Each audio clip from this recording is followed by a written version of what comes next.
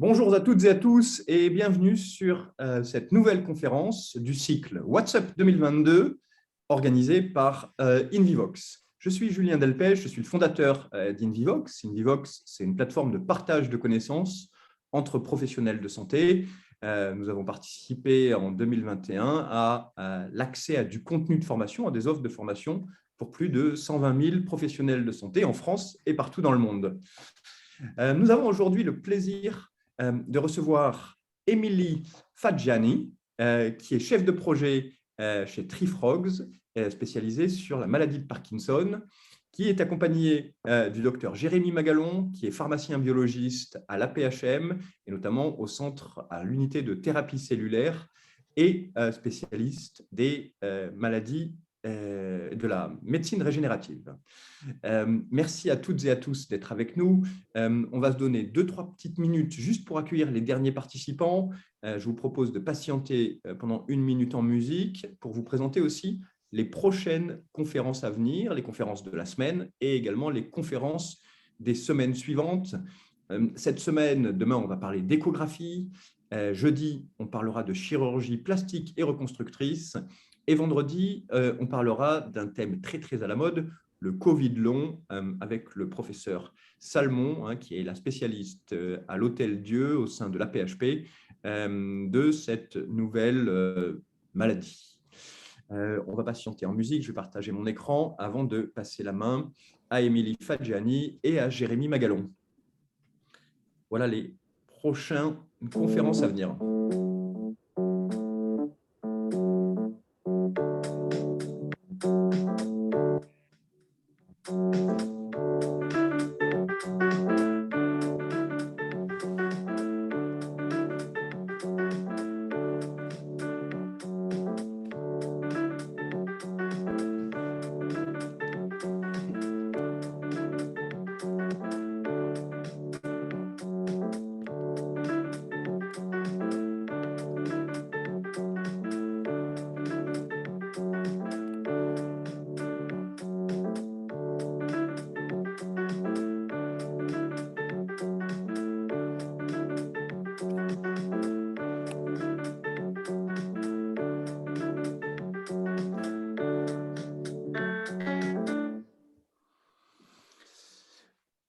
Rebonjour et bienvenue sur l'Académie Invivox. Nous sommes avec Émilie Fadjani et Jérémy Magalon pour une conférence sur les thérapies cellulaires. Merci à tous les participantes et les participants. Je propose tout de suite de passer le micro au docteur Jérémy Magalon, pharmacien et biologiste à l'APHM au sein de l'unité de thérapie cellulaire. Pardon, Jérémy, une dernière information d'importance. Vous pouvez poser toutes les questions que vous souhaitez à Jérémy et Émilie, qui prendront les questions à la volée. Pour poser les questions, rien de plus simple. Vous avez le chat. Vous avez également l'icône Q&R que vous pouvez utiliser pour poser des questions. Jérémy, c'est à toi. Merci beaucoup, Julien. Merci pour cette invitation d'intervenir au sujet de ce qui va se passer dans le domaine de la thérapie cellulaire et de la médecine régénérative dans les années qui arrivent. Donc, moi, je suis pharmacien, biologiste. Je travaille au sein des hôpitaux universitaires à Marseille. En préparant cette conférence avec Émilie, on a décidé que je fasse une petite introduction sur le contexte, on va dire, national et international sur le développement de ces thérapies cellulaires et qu'ensuite, ça puisse être des temps d'échange, de discussion, de questions avec les panélistes et avec toi, Julien. Du coup, je vais partager mon écran.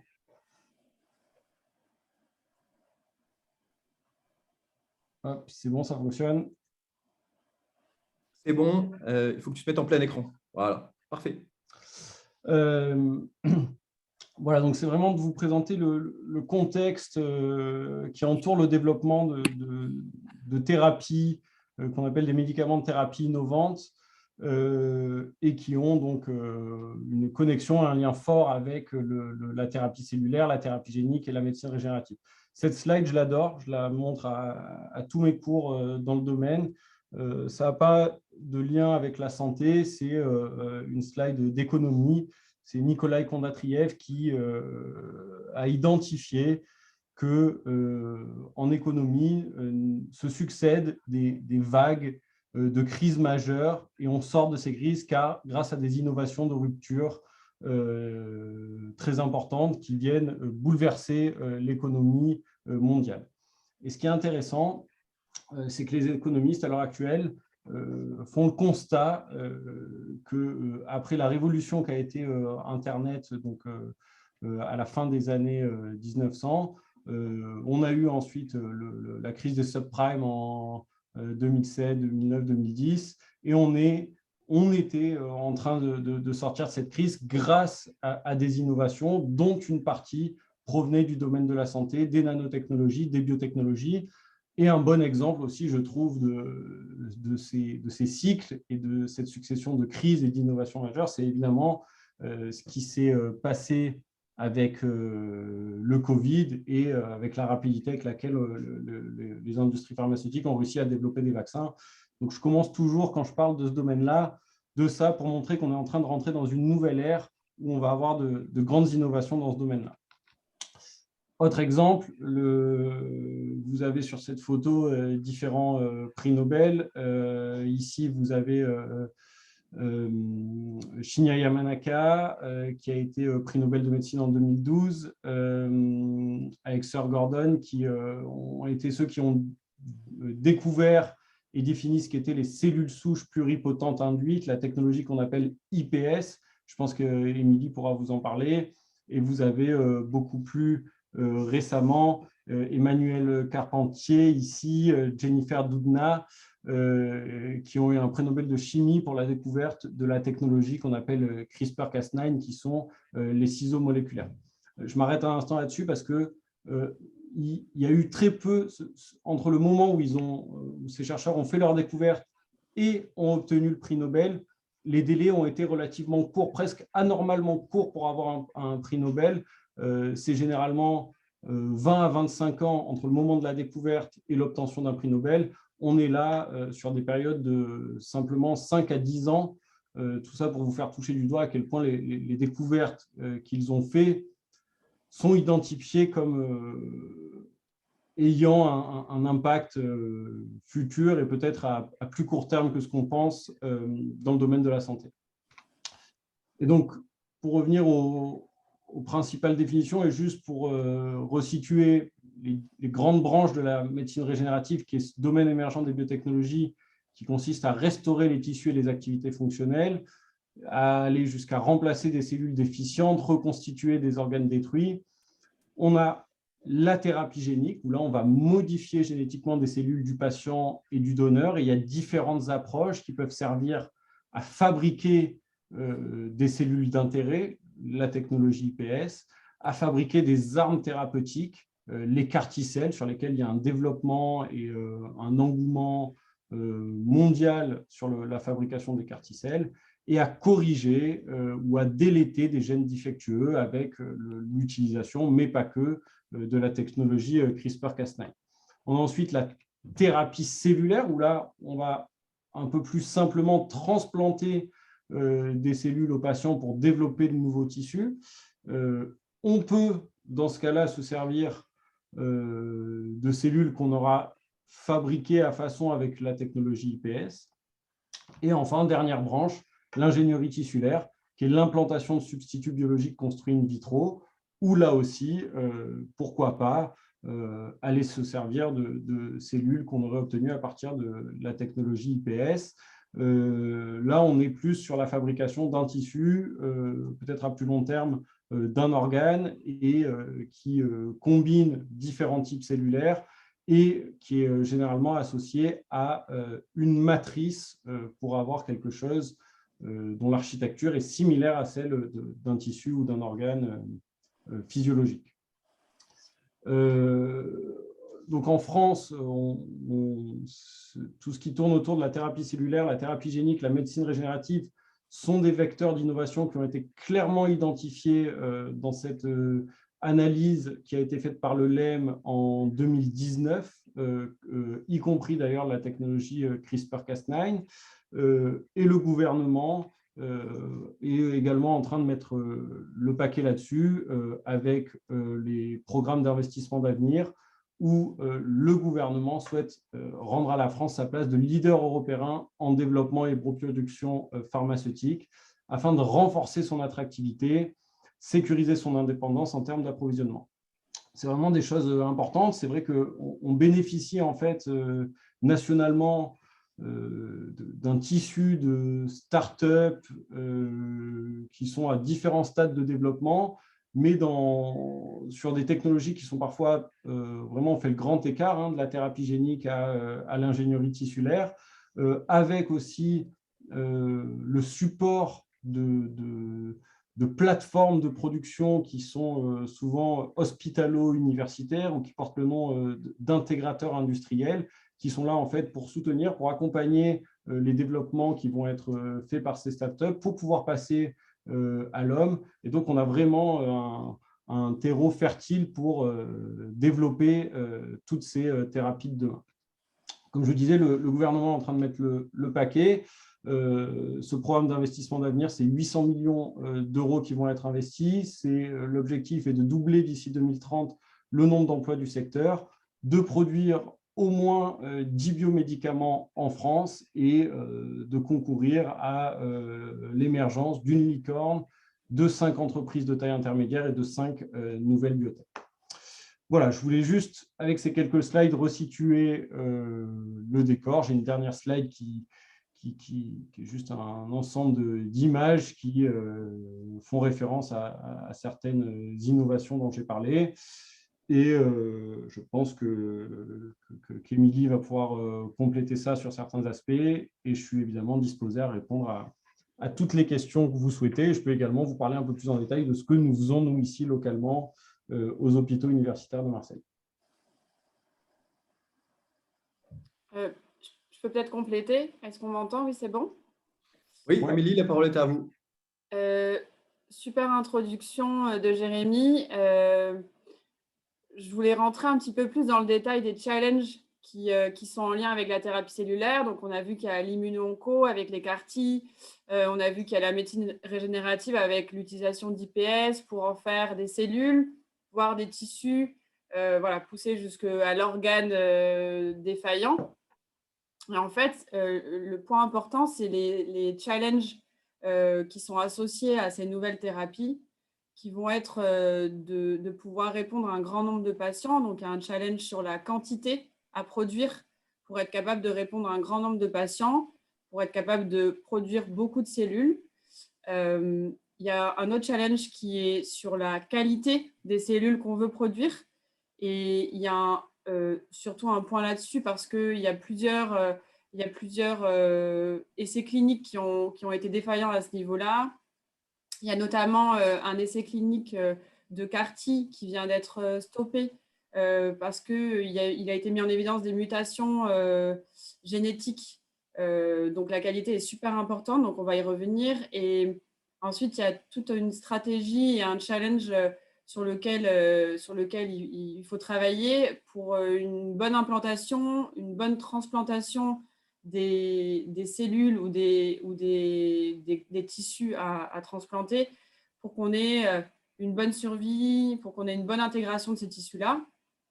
En fait, la thérapie cellulaire, notamment sur les maladies neurodégénératives, donc moi, c'est vraiment pour le coup ma spécialité, c'est des thérapies qui existent depuis de nombreuses années. Ça fait plus de 30 ans, par exemple, les patients parkinsoniens reçoivent des thérapies cellulaires qui, à l'époque, étaient de tissus fétaux ou de cellules embryonnaires. Et donc, on a on a pu tirer beaucoup de leçons sur les essais passés. Et donc, la qualité, la quantité et la transplantation réussie sont vraiment pour moi les 3 challenges auxquels on doit répondre. Il y a aussi l'aspect immunitaire avec les stratégies allogéniques et autologues. Donc, peut-être que Jérémy en reparlera sur l'autologue. Nous, on a une stratégie allogénique à Trifroc, par exemple, qui va nous permettre d'avoir une grande quantité de cellules et également une bonne qualité avec la technologie. Donc, la petite image que vous voyez en bas au milieu avec une capsule, voilà, merci, qui entoure un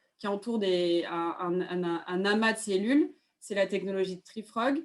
Et donc, c'est la nouvelle génération de stratégie allogénique, puisqu'on ne va pas transplanter des cellules, mais des microtissus qui vont être déjà fonctionnels et qui vont avoir déjà créé une sorte de réseau de tissus entre les cellules. Et donc, cette technologie, pour l'expliquer un petit peu, pour introduire pour ceux qui ne connaissent pas, c'est une technologie qui va nous permettre d'encapsuler des IPS, donc des cellules souches, qui sont prêtes à devenir ce qu'on va leur demander de devenir, donc de pouvoir être différenciées en différents types cellulaires. Et l'avantage de cette capsule, c'est qu'elle va pouvoir protéger les cellules qui vont croître à l'intérieur et se différencier. Et donc, on va pouvoir utiliser des bioréacteurs. Et donc, les bioréacteurs, c'est une solution pour vraiment accroître la quantité de cellules à développer. Et dans notre cas, la capsule, elle va pouvoir protéger nos cellules dans ce bioréacteur. Donc, on va pouvoir cultiver en bioréacteur, avoir une grande quantité protégée par la capsule. Le deuxième avantage de cette capsule, c'est qu'elle va proposer un environnement biomimétique aux cellules. Et donc, les cellules vont avoir un maintien de leur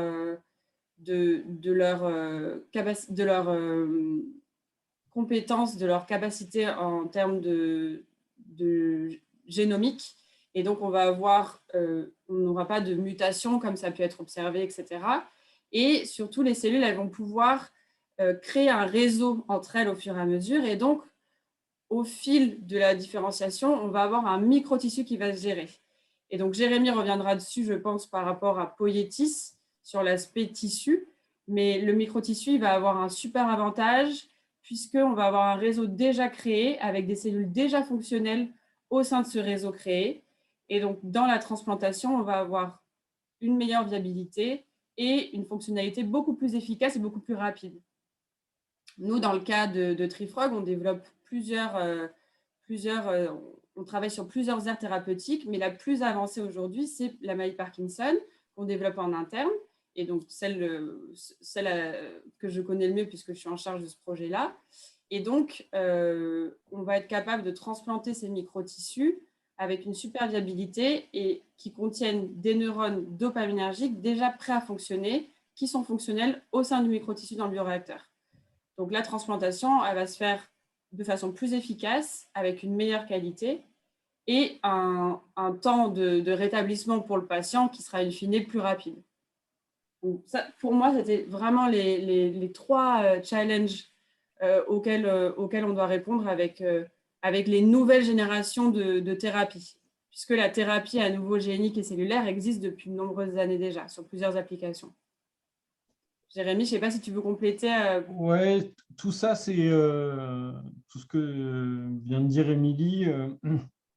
Ça permet de recontextualiser par rapport à un élément qu'on est obligé d'avoir en tête, c'est-à-dire qui est le schéma médico-économique de ces thérapies-là. C'est-à-dire que, effectivement, si on produit plus de cellules qui vont permettre de traiter un plus grand nombre de patients et mieux parce qu'elles vont être plus fonctionnelles, mais probablement on aura des produits de thérapie cellulaire qui deviendront, parce que j'avoue qu'à l'heure actuelle, ce n'est pas encore le cas, qui deviendront abordables et que finalement les pays pourront aller vers, on va dire, plus facilement vers le remboursement de ces thérapies. Moi, j'aime beaucoup le slogan de Trifrog qui est de dire Cell Therapy for All, quoi. Et effectivement, à l'heure actuelle, ce n'est pas le cas parce qu'il y a encore un certain nombre de verrous, on va dire, technologiques à faire sauter, mais il y a quand même, ça reste quand même un domaine qui est en pleine ébullition, quoi. Et voilà, c'était un peu le message que je voulais faire passer avec ces quelques slides. Pour donner un petit exemple sur ce qu'on est capable de faire aujourd'hui, par exemple en bioréacteur, dans le cadre de la maladie de Parkinson, qui, je le rappelle, ne nécessite pas non plus énormément de cellules par patient, contrairement à d'autres maladies, notamment dans le cardiaque, qui vont nécessiter beaucoup plus de cellules. Mais dans le cadre de Parkinson, sur un bioréacteur de 500 millilitres, on va être capable de produire suffisamment pour plus de 400 patients. Donc ça, c'est des échelles qui n'existaient pas jusqu'à présent, exactement comme Jérémy l'a mentionné, à cause de verrous technologiques qui ne permettaient pas de cultiver à grande échelle. Et ça, c'est une avancée qui va vraiment, dans le futur, être quelque chose de décisif pour pouvoir proposer les thérapies à un grand nombre de patients à moindre coût. Alors, je regarde parce que je vois qu'il y a 2 questions. Merci Jérémy, merci Émilie. Si vous voulez, je peux piocher les questions. Je rappelle à tous les participants que vous pouvez poser des questions directement à Émilie ou à Jérémy ou aux deux, et on les posera en direct. Peut-être une première question sur justement la réglementation européenne, voire française. Est-ce que vous jugez que cette réglementation favorise l'émergence justement de ces thérapies cellulaires? Est-ce qu'il y a des choses qui sont attendues dans les années à venir? Je peux prendre la parole, Jérémy? Oui, vas-y, bien sûr.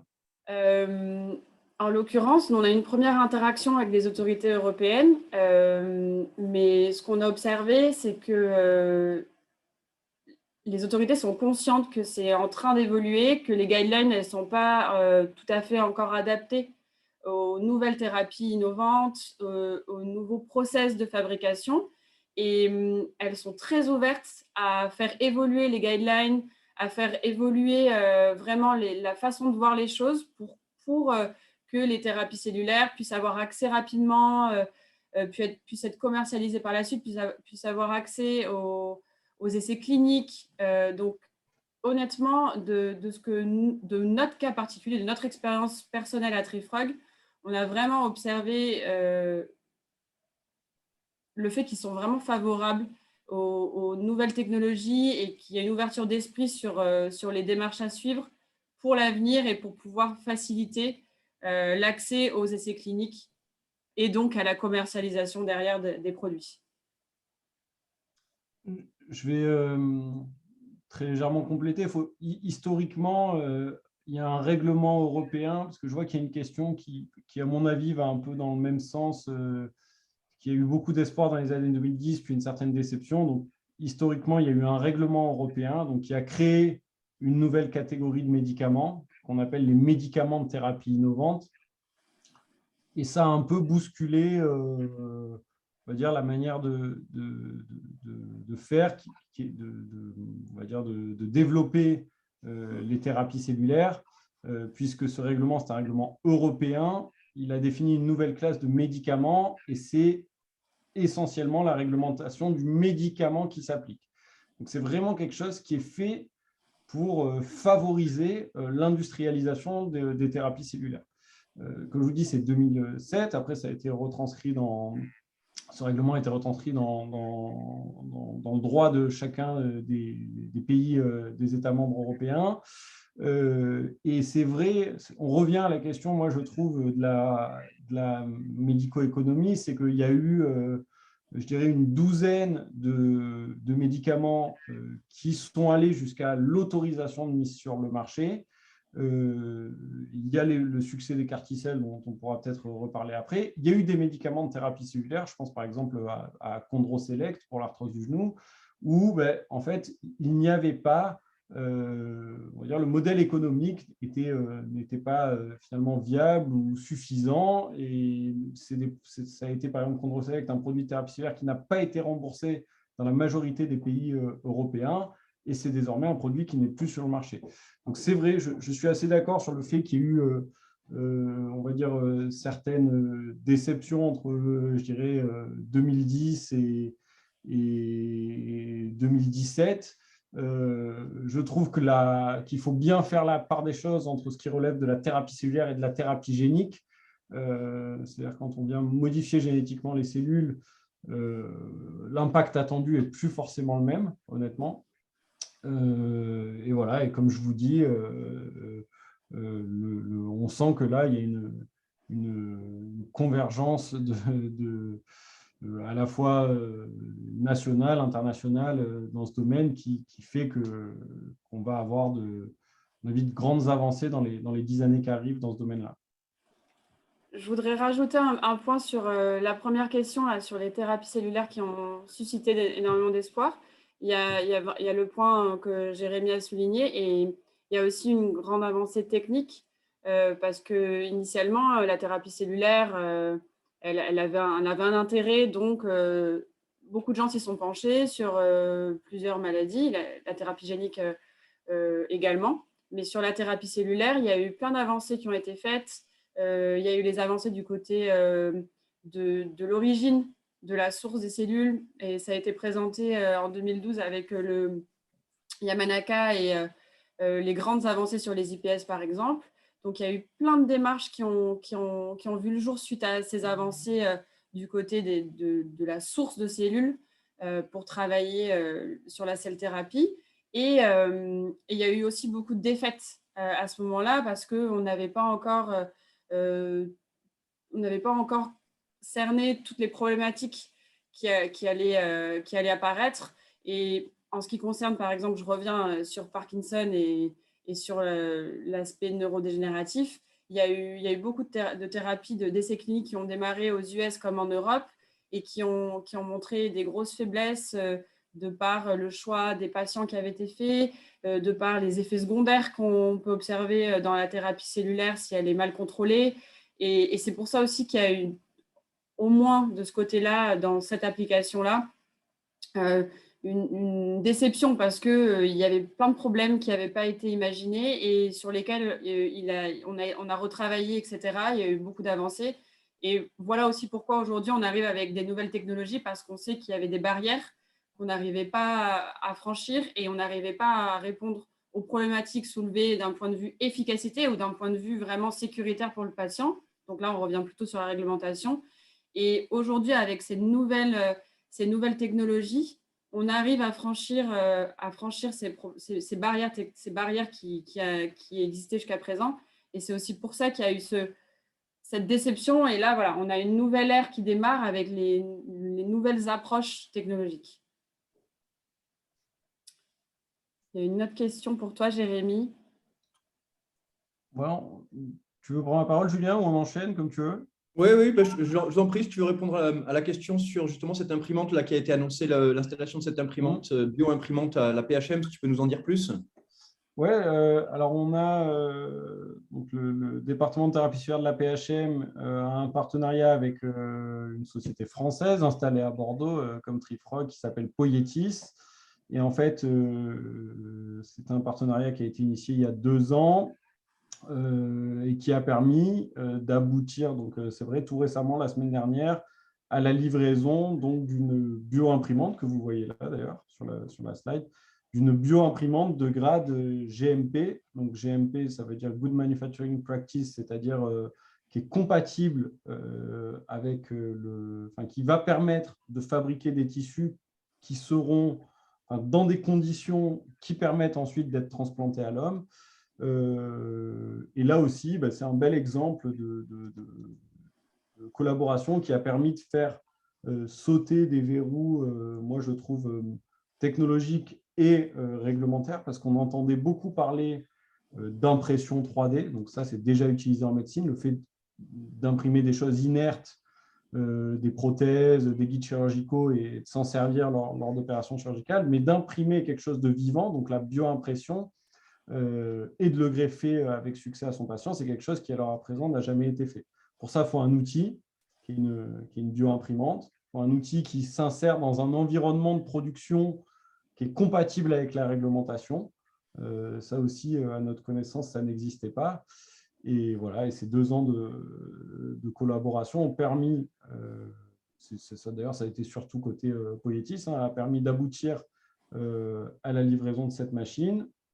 Et maintenant, l'étape qui nous reste, c'est maintenant qu'on a dans nos locaux cette machine, c'est de fabriquer un substitut dermo-épidermique, de faire un certain nombre de runs à blanc avant de pouvoir passer à la phase clinique, on l'espère, courant 2022. Voilà. Juste un mot sur la bioimpression. Il y a une phase, la bioimprimante ne fait pas tout. Il y a une phase en amont de la bioimpression où, en fait, à partir d'une petite biopsie du patient, une petite biopsie de peau du patient, on va extraire les cellules de l'épiderme, les kératinocytes, les cellules du derme, les fibroblastes. Il va y avoir une phase d'expansion cellulaire pour en avoir une quantité suffisante pour, une fois que ces cellules, ces kératinocytes et ces fibroblastes sont dans la bioimprimante, pour pouvoir imprimer un substitut qui, dans le cadre de la collaboration avec Poetis, va faire 40 cm² de peau. Donc, il y a aussi de la matrice extracellulaire, du collagène, et c'est ça qui va être greffé aux patients qui nécessitent en fait une greffe de peau.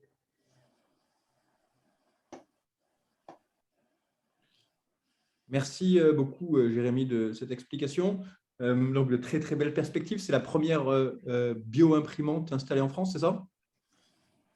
Alors, c'est toujours dur d'avoir les bonnes infos. En France, évidemment, enfin, bioimprimante de grade pharmaceutique, hein, c'est-à-dire voilà, dont la visée va être de produire un tissu qui va être implanté à l'homme en France, ça c'est certain. Dans le monde, on a toujours du mal à avoir toutes les infos, mais il semble que ce soit aussi le cas dans le monde. Et à l'heure actuelle, il n'y a pas eu de succès de bioimpression, donc d'un tissu vivant greffé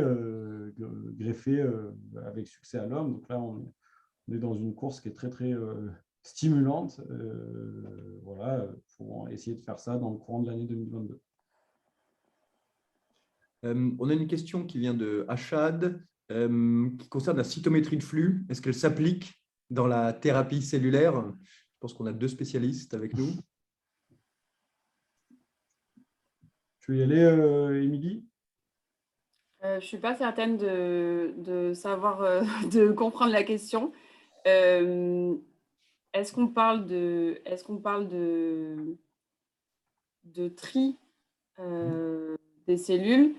Si c'est le cas, oui. Oui, en effet, ça fait partie même. Alors, l'exemple de Parkinson en a un bon, puisque jusqu'à présent, les applications, les applications en cell thérapie pour Parkinson, ce sont avec des cellules en suspension qui sont triées, avant transplantation pour vraiment avoir accès qu'aux cellules d'intérêt. Donc, je présume que dans d'autres aires thérapeutiques, ça doit être utilisé également. Dans le cas des tissus, on va pousser la différenciation à un stade plus mature et donc le tri est moins crucial puisqu'on va vraiment avoir un contrôle des cellules qu'on va transplanter. Donc, dans notre cas, à Trifrog, avec les microtissus encapsulés, on ne va pas utiliser de tri de cellules, mais c'est quelque chose qui est répandu pour faire un choix sur les cellules d'intérêt avant transplantation, oui.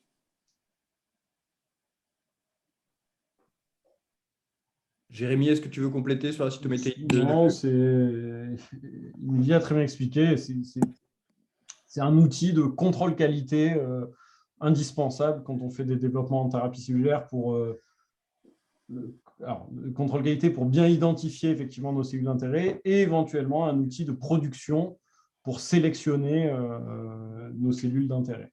Donc ça, oui, c'est quelque chose les cytomètres de flux, les cytomètres de flux trieurs qu'on utilise régulièrement quand on fait des développements dans ce domaine-là. Ouais.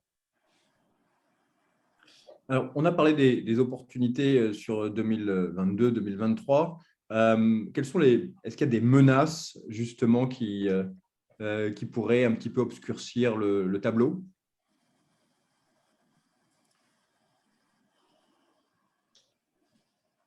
Tu veux… Si tu as déjà une idée, vas-y, démarre. Hein. Nous, il y a des choses côté réglementaire dans ce qu'on fait. Donc, nous, on fait du développement dans un CHU. Donc, nous, ce qu'on fait en recherche clinique en thérapie cellulaire, on fait essentiellement des essais cliniques de phase précoce. On va faire des essais cliniques de phase 1, c'est de la faisabilité, de la tolérance.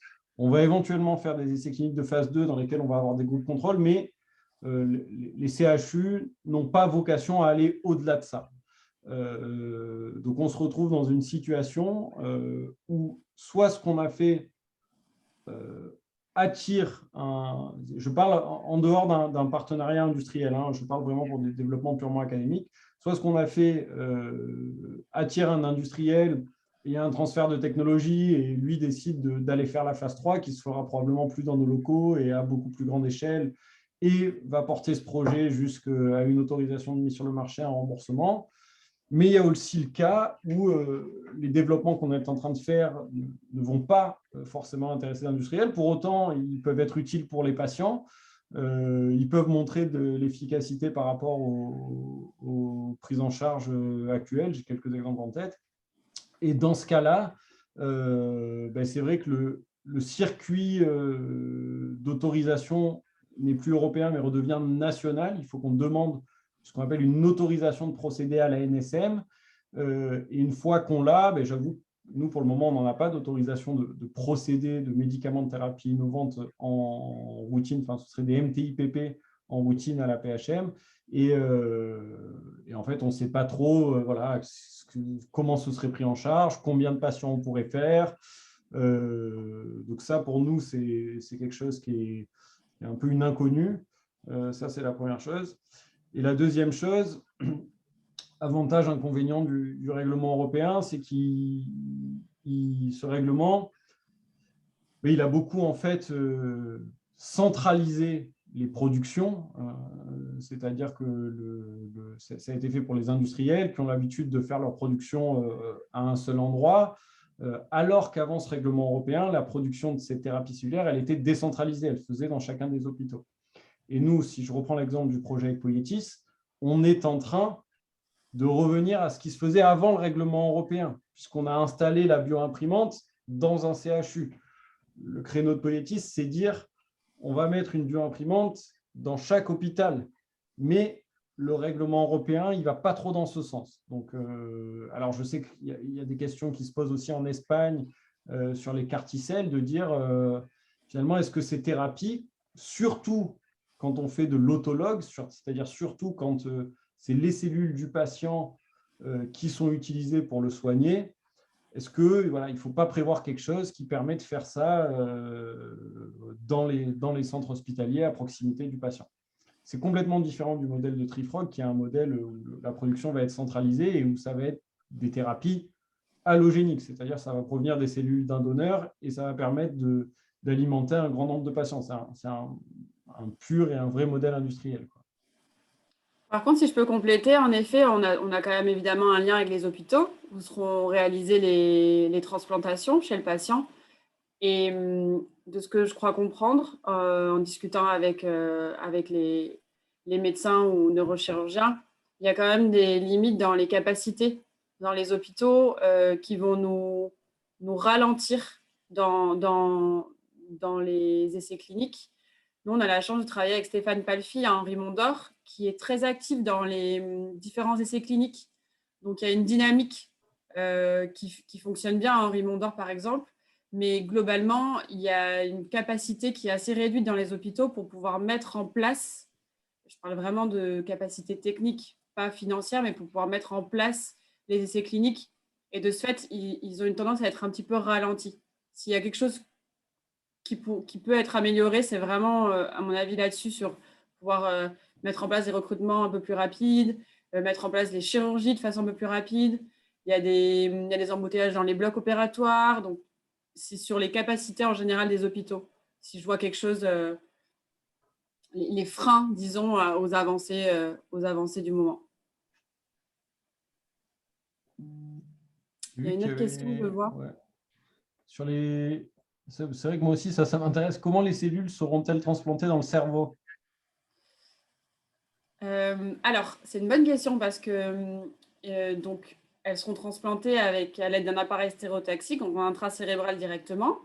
Et pour ça, il y a des canules qui existent. Il y a des canules qui sont déjà validées pour l'intracérébral, surtout pour l'utilisation de thérapie génique, donc de solutions, ou pour l'utilisation de cellules en suspension pour la thérapie cellulaire, donc à nouveau une sorte de solution contenant des cellules.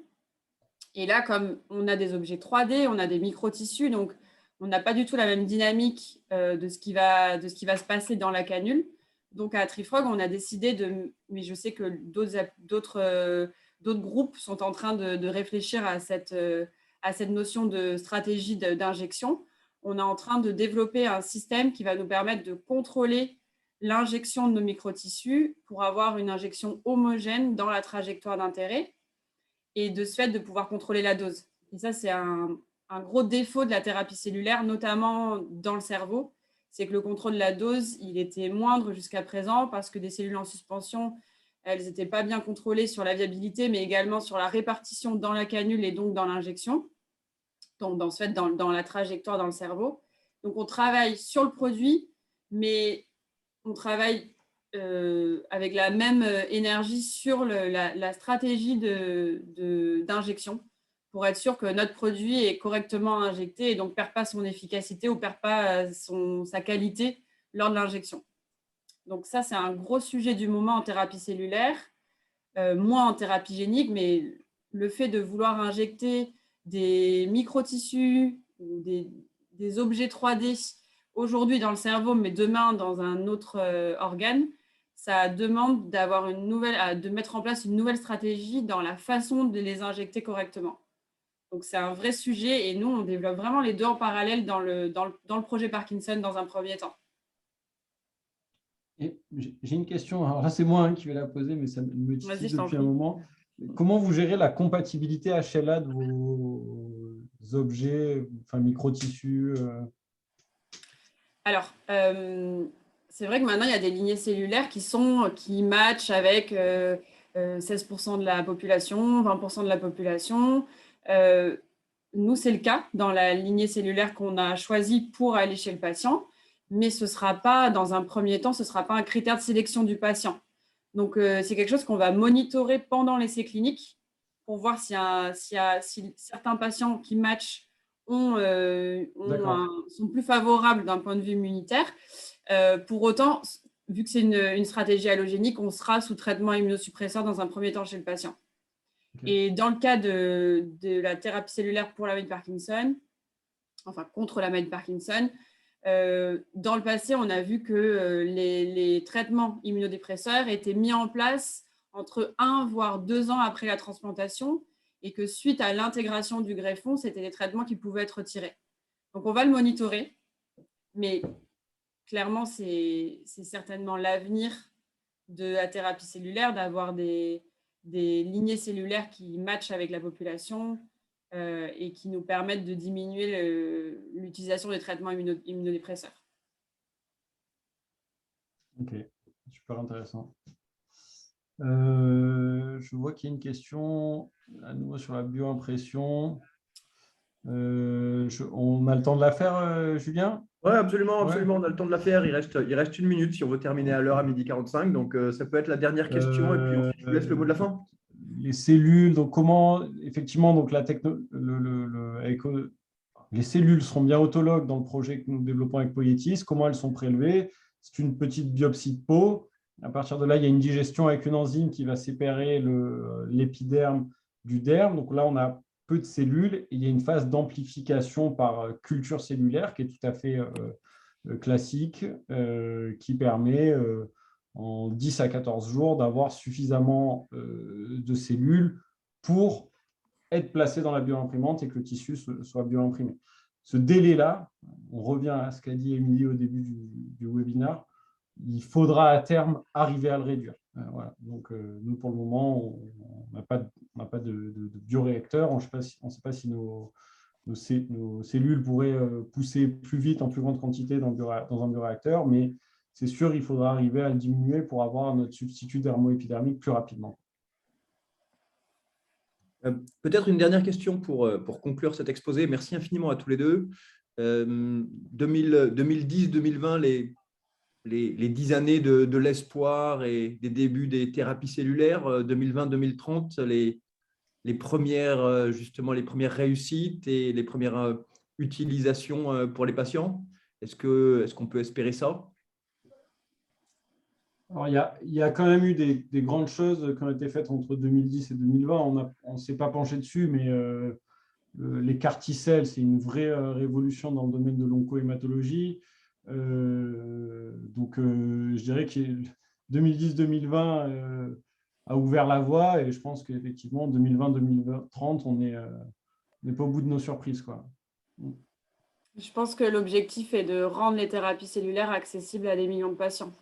Qu'on puisse vraiment soigner les gens et pas ceux de manière ponctuelle sur certains types de maladies ou certaines cibles de patients. Écoutez, je crois que c'est un très beau mot de la fin. Merci infiniment, Émilie Fadjani et Jérémy Magalon. Merci à tous les deux de votre participation à ce cycle de conférences. Merci à tous les participants. Je vous rappelle, pour ceux qui veulent continuer à suivre ce cycle de conférences, c'est tous les jours à midi, quasiment tous les jours jusqu'au 15 décembre. Cette semaine, demain, on va parler d'échographie et notamment de nouvelles utilisations de l'échographie aujourd'hui. Jeudi, on parlera de chirurgie plastique et reconstructrice. On parlera peut-être d'ailleurs de cellules souches et de thérapie cellulaire. Et vendredi, on parlera d'un thème qui est d'actualité, le Covid long, qui nous sera présenté par la professeure Dominique Salomon, qui est spécialiste à l'Hôtel Dieu, à la PHP, de ce thème. Merci infiniment. Merci à vous deux encore une fois. Et je vous propose de terminer en musique. Et je vous souhaite à toutes et à tous un très bon appétit. À très bientôt sur l'Académie InVivox. Merci, au revoir. Merci.